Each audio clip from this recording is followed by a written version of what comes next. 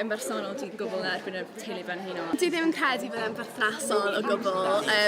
Ni'n byw mewn gwlad democrataidd a gaethon ni ddim pleidleisio dros pwy oedd pennaeth y wladwriaeth. Ydyn ni fel llywodraeth, a does am pwynt, felly dwi'n meddwl fatha gwyneb fatha ser ydyn nhw mwy na monarchy yn rheoli'r wlad lle. Maen nhw'n yn Llundain, yn Buckingham Palace, neu dim byd. Dwi'n meddwl bod nhw'n cyfrannu llawar at y ni. Dwi'n credu bod e'n hybu'r syniad o system cast ble chi'n cael ei geni mewn i deulu sy'n fwy pwysig na rhywbeth arall a ddim yn cael ei beirniadu ar pa mor galed chi'n gweithio neu eich personoliaeth neu rhywbeth fel yna. Da ni'n rhoi pres ni, da ni wedi gweithio'n galed am iddyn nhw sydd ddim on tax, just na. A bod nhw fatha pobl ar benefit.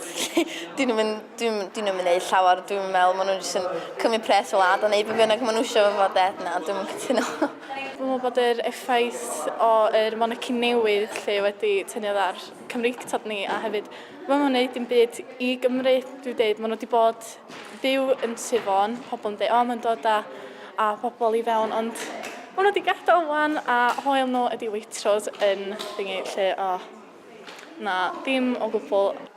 Prince Charles, mae o'n Saesneg a mae o efo'r teitl fod yn tywysog o Gymru. Diolch yn gallu siarad Cymraeg i ddechrau. Teulu Frenhiniaeth jyst wastad ar fel y sidelines drwy'r amser, a dwi'n credu so nhw wir yn gwybod beth sy'n mynd ymlaen yn y byd ni fod yn berthnasol.